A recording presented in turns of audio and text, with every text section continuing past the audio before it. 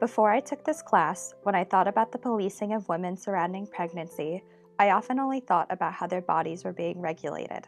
However, I've learned that this policing is much more pervasive because our society also regulates women's minds.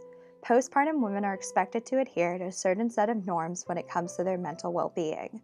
This phenomenon, though its specific parameters have changed, has existed for many years.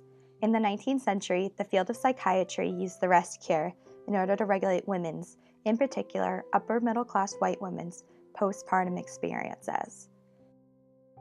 After the 19th century, women became a mother. She was expected to take on the archetypal motherly role. If a woman deviated from these expectations, she could be seen as mentally ill. One of the available treatments for these mothers was the Rear-Mitchell rest care, where women were treated with prolonged periods of bed rest to restore their mental health and return them to their motherly roles. The logic behind the rest cure, as Mitchell himself said, was that, quote, when they are bidden to stay in bed a month, the rest becomes for women a rather bitter medicine, and they are glad enough to accept the order to rise and go about. Author Charlotte Perkins Gilman, inspired by her own personal postpartum experience, went on to critique Mitchell's rest cure in the fictional story The Yellow Wallpaper. In the story, the so-called nervous disorder that the narrator was suffering from was actually what we now recognize today as a severe case of postpartum depression. She was deemed mentally ill because of this and was subjected to the rest cure in order to bring her to a proper mental state so that she can ultimately return to her role as a mother. The rest cure also forbade women from pursuing any kind of scholarly activities, such as reading and writing. This was done under the guise that scholarly pursuits would exhaust a woman's feeble mind, but this guideline can also be interpreted as a way that men police postpartum women's minds as to curb their knowledge and intelligence. Suzanne Poirier, in her article The Weir-Mitchell Rest Cure, writes how for postpartum women, choosing to focus on motherhood was seen as natural and right, while pursuing other goals was deemed unnatural and selfish. The pursuit of higher knowledge would distract a woman from her expected motherly tasks and tempt her to leave the domestic sphere, so forbidding it helped keep women in their place.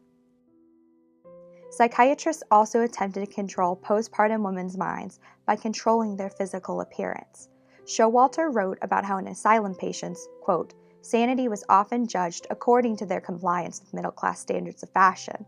Dress should be an instrument of control, and therefore of recovery. Consequentially, postpartum women subjected to the rest cure probably needed to follow similar conventions in order for them to be seen as cured. Additionally, the rest cure focused on diet so that women's weight could be regulated.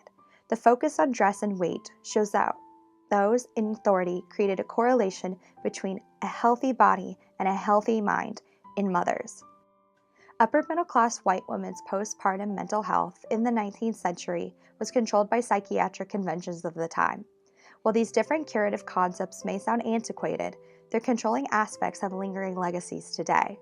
Whether it's the stigma surrounding postpartum depression, the expectations of mothers' careers, or how fast a woman is expected to lose her baby weight, our society has continued to place limits and expectations on women's postpartum experiences.